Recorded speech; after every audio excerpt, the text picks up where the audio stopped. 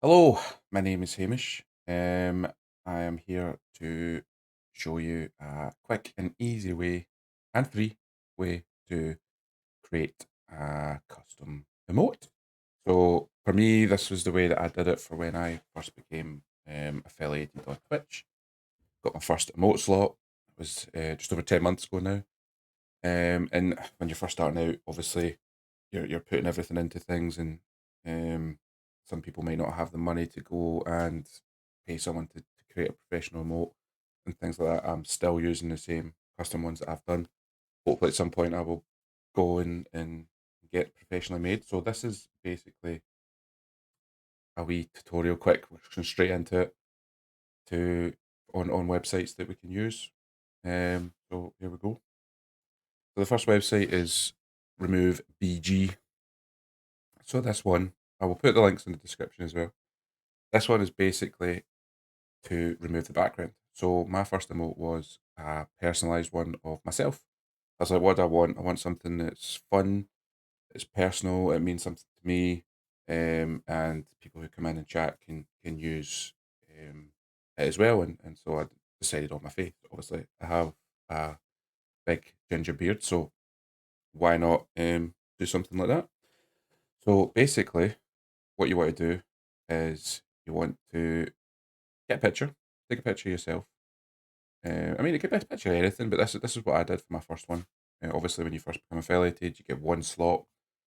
I wanted it to be personal to me, so the picture was this one.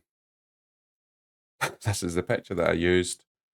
Not brilliant, not great, but when you put that into remove the background, and then remember the motes are tiny, it looks much better in emote form.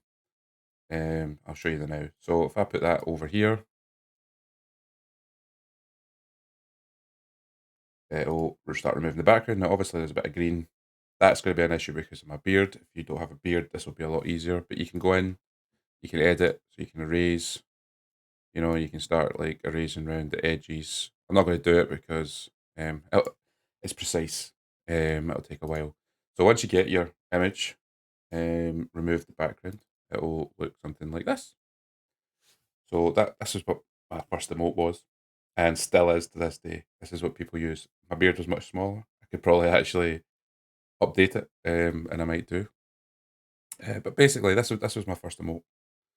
But obviously, emotes are different sizes. You want to make sure it fits in different scenarios like that. So this is where I come to the other website that I use, which is Pixlr. So Pixlr allows you to create a image or anything really at any size you want. So for a Twitch emote, the width and height is 112 by 112. So if you just go in and create that, this is what you have to play with. It is tiny, it is small. So when I put this over, that is what you're getting in my image. But what you can do is you resize it and you can see roughly what you want.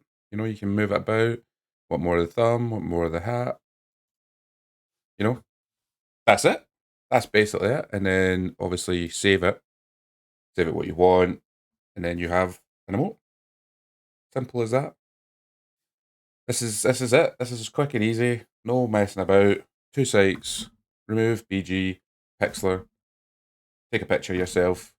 If anyone out there has just became affiliated on Twitch and you want a quick and easy way to make an emote that's personal to you and free, boom, done. Simple as that.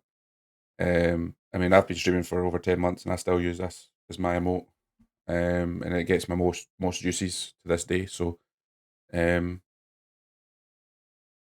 that's pretty much it. Once you save this, you save it to the right size. You go into your dashboard, you upload it, wait for Twitch to approve, and there you go. First emote done. Cheap and cheerful, free. There's some other wee tips and free things. I try and save money where I can while I'm starting out. I'm still consider myself relatively new, so free and doing it myself. I'm learning things as well, obviously, so it's good for that way. But it gives you a chance to get your creative juices flowing as well. I've created loads of emotes using this same website, Pixlr, as you open your emote slots. This is a nice wee way to do it, and you don't have to worry about trying to find someone to pay to do it at this moment in time. And then later down the line, if you decide streaming is what you want to do, find someone that can do a professional job for you. So yeah, that's basically it. So I hope anyone can find this useful going forward. And thank you for watching.